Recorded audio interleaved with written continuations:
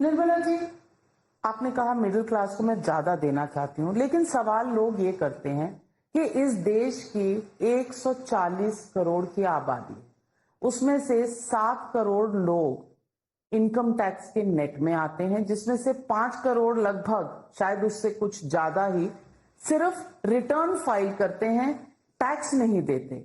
यानी कि पूरे देश के 140 करोड़ लोगों के बिहाफ पर अगर कोई टैक्स दे रहा है तो वो 2 करोड़, लगभग 2 करोड़, शायद उससे कम लोग।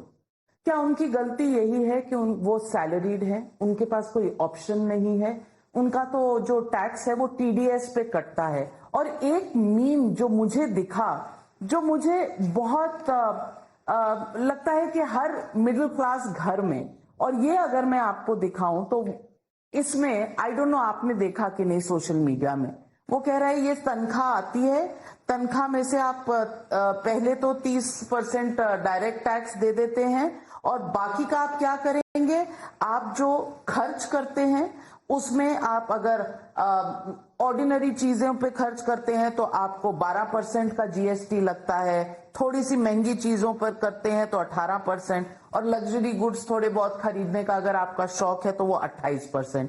तो ये सैलरी यहां चली जाती है, और यहां पर आप जो इन्वेस्ट करते हैं तो अगर आपके लॉसेस होते हैं तो सरकार आपको कुछ नहीं कहती, लेकिन अगर आपको फायदा होता है तो आप 20% टैक्स दे दीजिए यहां पर, या 12.5% जो आपने long term capital gains tax लगा दिया है। तो सैलरीड वाला, खास करके प्राइवेट सेक्टर में जो सैलरीड इंसान होता है, उसके पास कोई सोशल सिक्योरिटी नहीं है, उसके पास कोई पेंशन नहीं है, वो सरकारी नौकर नहीं है। उनका कौन सा बेनिफिट है जिस पर टैक्स नहीं लगता? ये सवाल जनता पूछ रही है, मिडिल क्लास के लोग पूछ रहे हैं। हम टैक्स रेट कम करने के लिए हर कोशिश करें। That is why we brought in the new tax regime, the second, the alternative new regime, which has far lesser rate compared to the old regime. The old regime has a lot of exemptions and so on. Many people said we don't need the exemptions, so we brought that. That's one. We tried to reduce and simplify the taxation entire system and regime itself. And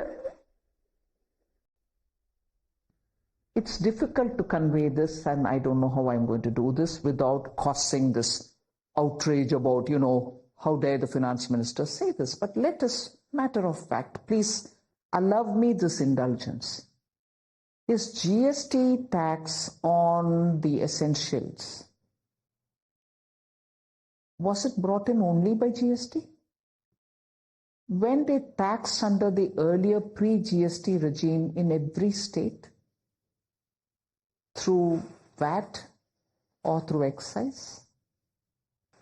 Don't tax. Great principle. Great principle. Don't tax at all. But to say that it is GST which brought it on my soap, panna oil, my comb, with due respect, yeah, whether you want to accept it or not, even I come from a middle class family which lived on salaries. Do you think I'm here now doing things which I don't understand? With due respects, GST on daily use items, every state was doing its own earlier. That's been brought together so that it becomes simple and one all over the country. In some states, buying a car was cheaper, and some other state it was more expensive. So in order to get the entire country to deal with it in one fashion, there was a GST council formed and rates have been decided. Now, the ministers who sit in the GST council spend a lot of time understanding this and represent the people. All of us speak for the people, and therefore to think that before GST all these were free, whereas now it has been taxed, no. But I can for sure say, after the GST, the tax rate on all of them has come down.